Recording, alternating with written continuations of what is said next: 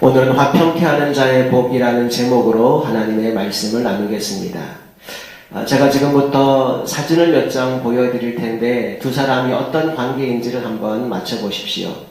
자, 이 두 사람 어떤 관계일까요? 아버지와 아들입니다.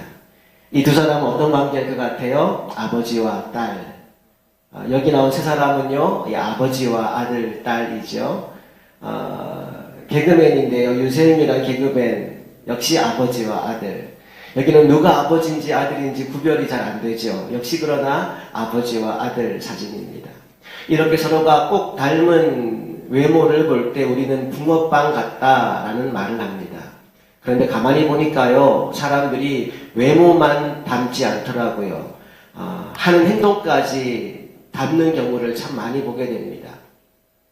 지금은 종영된 방송 중에 우리 아이가 달라졌어요 라는 프로그램이 있었습니다.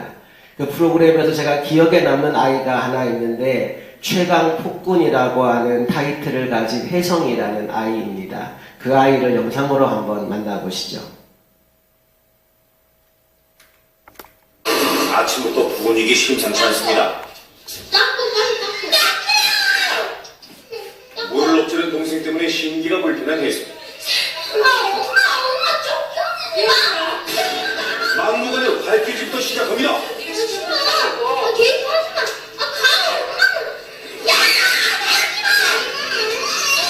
동생의 작은 손짓으로 개폭발. 인종사정는 폭군이 따라오는데요. 폭발은 혜성의 엄마도 제어불러 말리는 할머니 얘기를. 처절한 응징이 있을 뿐입니다.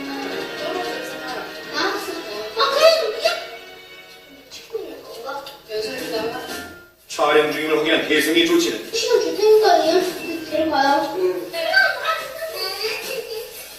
그리고 1층 할머니 집으로 연수를 보내고 나서야 상황이 종료됩니다.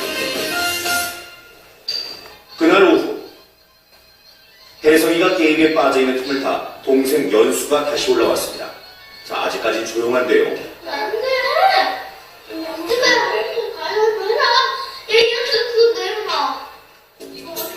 갑자기 또 뭐가 마음에 안 들었는지 뚝딱이 달려가서는 묵직한 주먹을 내렸습니다. 그것도 모자라서 소대형 장판까지 울려놓고는 울지 말라고 또 난립니다.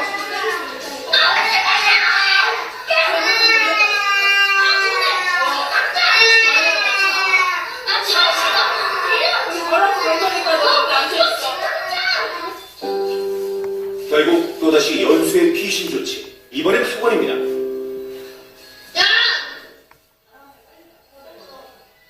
오빠의 무시무시한 폭력에 6살 연수도 마음 편할 날이 없는데 그래서 안 되려고 했는데 지들도 가고 싶은 거야.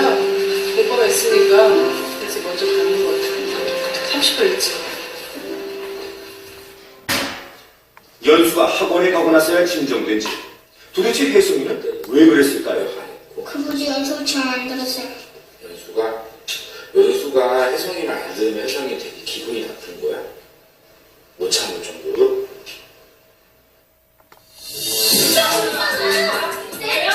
평온은 짧고 전쟁은 뒤입니다. 이번엔 엄마에게 폭발한 혜성. 엄마 가까스로 진정시키고 방을 나서는데요. 아니 대체 혜성이가 화난 이유가 뭡니까?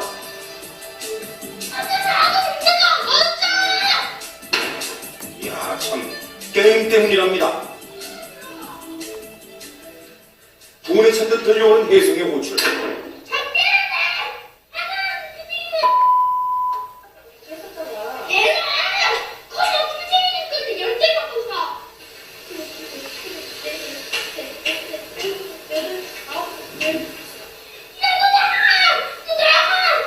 제 분노를 엄마에게 다 풀고서야 내보내주는데요.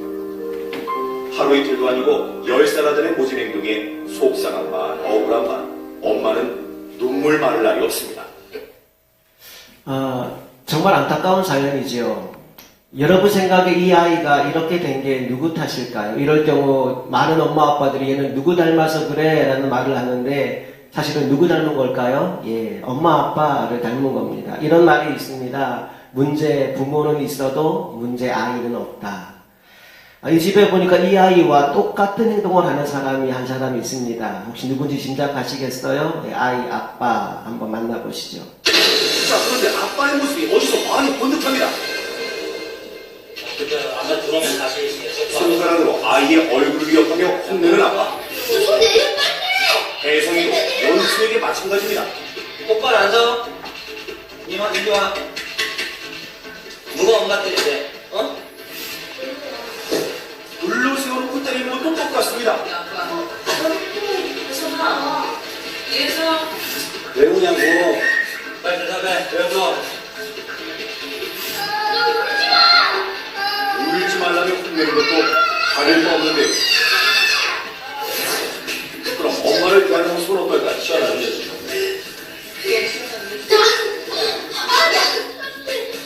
모든 일은 위협적인 말투로 명령과 지시. 하냐.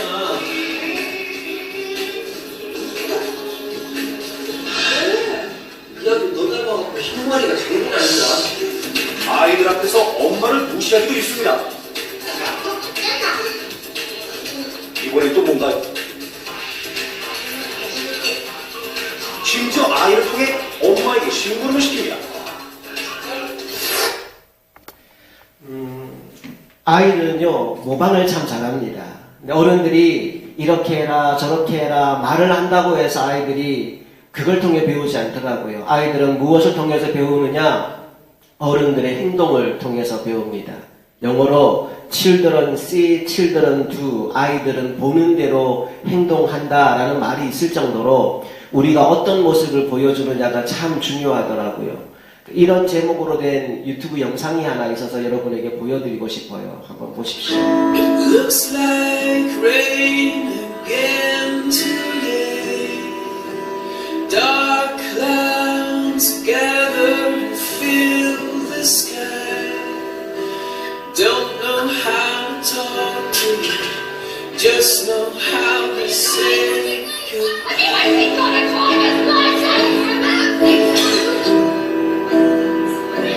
Go back where you came from.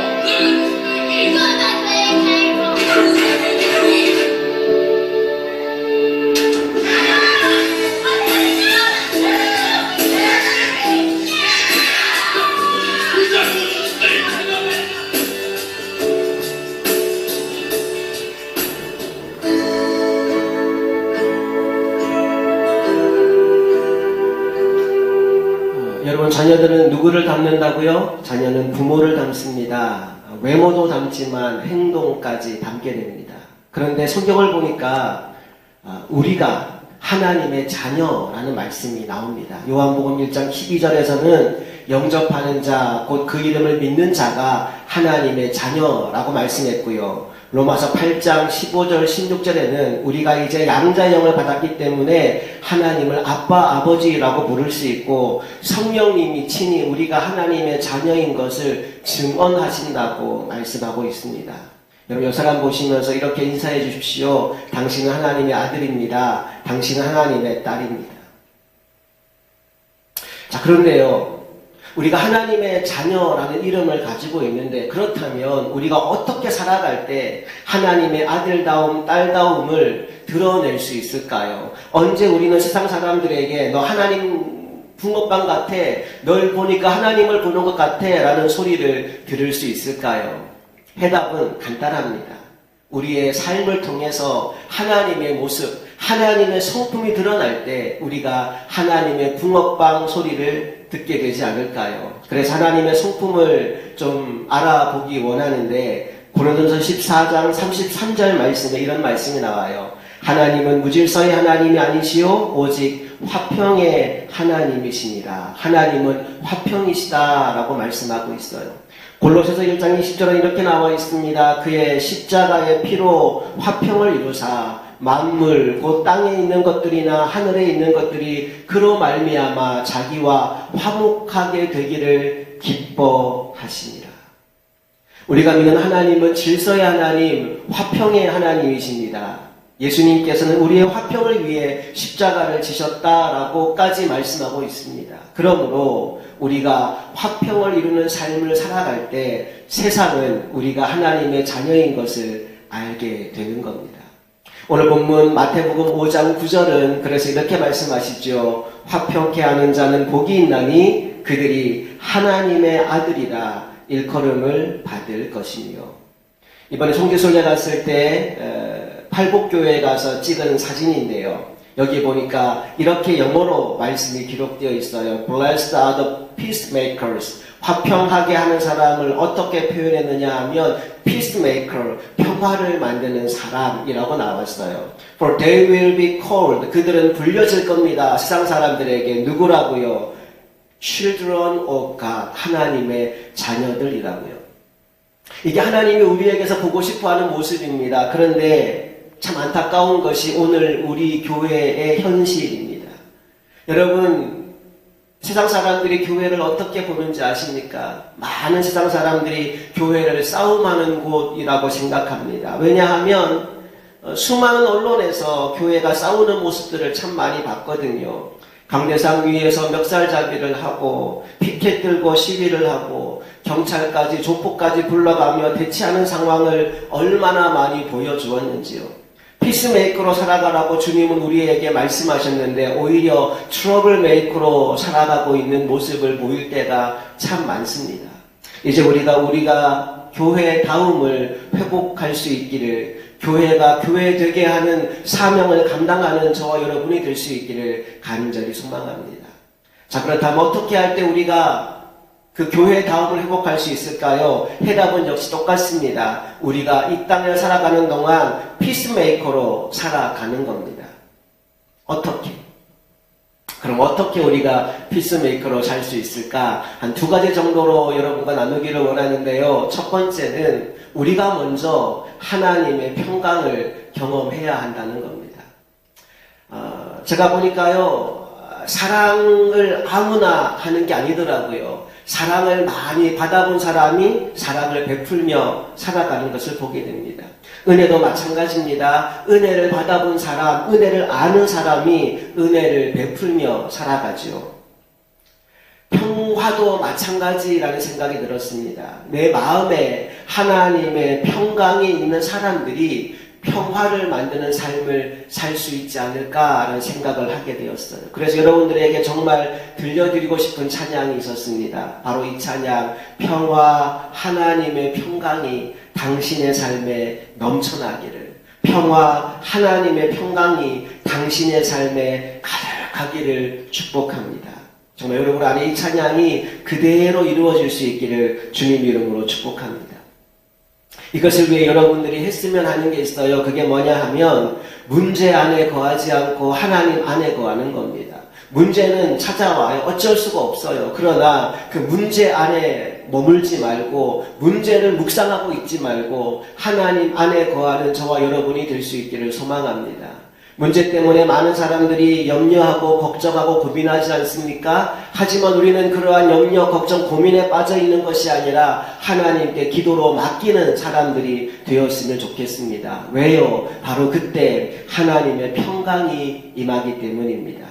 빌립보서 4장 6절 말씀 보실까요? 말씀 이렇게 기록되어 있어요. 아무것도 염려하지 말고 다만 모든 일에 기도와 간구로 너희 구할 것을 감사함으로 하나님께 아뢰라. 어떤 문제가 있든지 어떤 어려움이 있든지 염려하고 있지 말고 기도로 내게 맡겨라 라고 말씀합니다. 그러면 어떤 일이 벌어질까요? 7절에 이렇게 이어집니다. 그리하면 모든 지각에 뛰어난 하나님의 평강이 그리스도 예수 안에서 너희 마음과 생각을 지키시리라. 주님 안에 거할 때, 하나님 품 안에 거할 때, 또 기도로 주님께 맡길 때 우리가 하나님의 평강을 경험할 수 있다는 것이지요. 찬송가 49장 찬양을 보면 이렇게 가사가 쓰여져 있어요. 주 날개 밑 내가 편안히 쉬네. 여러분, 아무리 비바람이 몰아치고 폭풍과 몰아쳐도 어미 닭의 품 안에 있는 병아리는, 어미 새의 품 안에 있는 아기 새는 그 안에서 평안을 누리지 않겠습니까?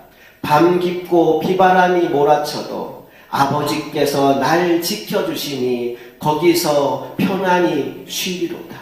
주 날개 밑 평안하다 그 사랑 끊을 자 위요. 주 날개 밑 내 쉬는 영혼 영원히 거기서 살리. 나는 저와 여러분이 먼저 이 복을 누리게 되기를 소망합니다. 하나님이 주시는 평강을 실제적으로 내가 먼저 경험하는 것입니다. 그런가 하면 두 번째, 우리가 피스메이커로 살아가기 위해 해야 될 일이 있습니다. 그것이 무엇일까요? 내가 먼저 희생할 줄 알아야 한다는 겁니다. 여러분, 평화는 절대로 그냥 오지 않습니다. 평화는 누군가의 희생과 포기를 통해 오는 것입니다. 만약 두 사람이 싸웠을 때 이해 당사자인 두 사람 중에 한 사람도 양보하지 않고 끝까지 욕심을 부리고 버티고 있다면 그곳에는 평화가 찾아오지 않습니다. 두 사람 중 누군가가 포기할 때, 희생할 때 그 속에서 화평이 이루어지게 되는 것입니다. 예수님을 한번 생각해 보십시오.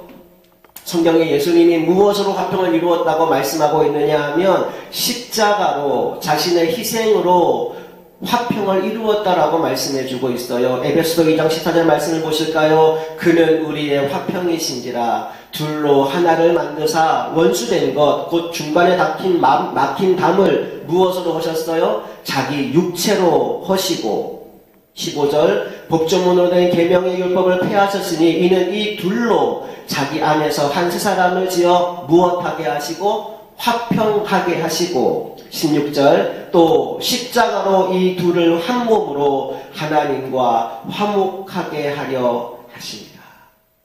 예수님이 십자가의 희생으로 우리의 화목됨을, 하나됨을, 평화를 이루어 주셨다는 것입니다. 그리고 그렇게 십자가로 화평을 이루신 주님이 우리에게 직분 하나를 맡기셨는데 그 직분이 바로 화목하게 하는 직분입니다. 고린도후서 5장 18절 말씀 읽어볼게요. 모든 것이 하나님께로 났으며 그가 그리스도로 말미암아 우리를 자기와 화목하게 하시고 또 우리에게 화목하게 하는 직분을 주셨으니 곧 하나님께서 그리스도 안에 계시사 세상을 자기와 화목하게 하시며 그들의 죄를 그들에게 돌리지 아니하시고 화목하게 하는 말씀을 우리에게 부탁하셨느니라. 우리에게 직분만 맡긴 것이 아니라 부탁까지 하셨어요. 화목하게 하는 자로, 화평하게 하는 자로 살아가라고 말이지요.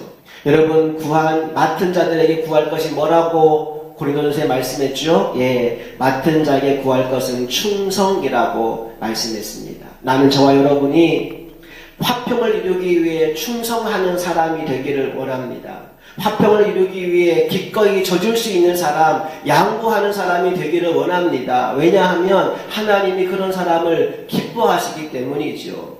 아브라함을 떠올려 보십시오. 롯과 아브라함의 재산이 많아져서 종들이 싸울 때 좋은 땅을 조카 롯에게 양보하는 아브라함의 모습을 우리가 보지 않았습니까? 그때 하나님이 아브라함을 찾아와 주신 말씀이 있습니다. 창세기 13장 14절 15절 롯이 아브라함을 떠난 후에 여호와께서 아브라함에게 이르시되 너는 눈을 들어 너 있는 곳에서 북쪽과 남쪽 그리고 동쪽과 서쪽을 바라보라. 보이는 땅을 내가 너와 내 자손에게 주리니 영원히 이르리라. 롯이 차지한 땅은 비록 보기에는 좋은 땅이었지만 멸망당할 땅이었어요. 그러나 양보한 아브라함에게는 영원에 이르는 기업을 하나님이 선물로 주신 줄로 믿습니다. 그런가 하면 아브라함의 아들 이삭도 마찬가지입니다. 이삭이 우물물을 팔 때마다 그랄 사람, 블레셋 사람이 그것을 빼앗아갔어요. 그런데 그때마다 이삭은 싸우고 있었던 것이 아니라 오히려 자신이 판 우물을 양보하는 모습을 보여줍니다. 그리고 계속 양보함에도 불구하고 하나님의 축복이 끊임없이 이어지자 오히려 우물을 빼앗아갔던 사람들이 찾아와서 이삭에게 화친을 구하는 모습을 보게 되는데요. 창세기 26장 28절은 이렇게 말씀합니다. 그들이 이르되 여호와께서 너와 함께 계심을 우리가 분명히 보았으므로 우리의 사이 곧 우리와 너 사이에 맹세하여 너와 계약을 맺으리라 말하였노라. 하나님은 우리가 그렇게 화평을 이루기 위해서 양보하고 손해보며 살아갈 때 오히려 우리를 더 높여주시고 더 존귀하게 만들어주십니다. 그러므로 저와 여러분이 때때로 손해보는 상황을 맞이한다 할지라도 화평을 이루기 위해서라면 기꺼이 져줄 수 있는, 양보할 수 있는, 희생할 수 있는 사람들이 다 될 수 있기를 주님 이름으로 축복합니다. 설교를 마무리하면서 여러분과 함께 나누고 싶은 시가 하나 있습니다. 성 프란체스코가 쓴 평화의 기도라는 시입니다. 제가 읽어드릴게요. 주여, 나를 평화의 도구로 써주소서. 미움이 있는 곳에 사랑을, 다툼이 있는 곳에 용서를, 분열이 있는 곳에 하나됨을, 잘못이 있는 곳에 진리를, 의심이 있는 곳에 믿음을, 절망이 있는 곳에 희망을, 어둠이 있는 곳에 빛을, 슬픔이 있는 곳에 기쁨을 심게 하소서. 위로받기보다는 위로하며, 이해받기보다는 이해하며, 사랑받기보다는 사랑하게 하소서. 우리는 줌으로써 받고 용서함으로써 용서받으며 자기를 버림으로써 영원한 생명을 얻고자 합니다. 오늘 본문은 우리에게 이렇게 말씀했어요. 화평케 하는 자는 복이 있나니 그들이 하나님의 아들이라 일컬음을 받을 것이요. 나는 저와 여러분의 남은 삶이 이 땅에 사는 동안 평화를 이루는 사람들, 피스메이커가 되어서 어디에서든 누구에게든 하나님의 아들, 하나님의 딸이라는 호칭을 들으며 살아가는, 하나님의 붕어빵 같아, 당신을 보니 하나님을 보는 것 같아요 라는 말을 들으며 살아가는 인생들이 다 되시기를 주님 이름으로 축복합니다.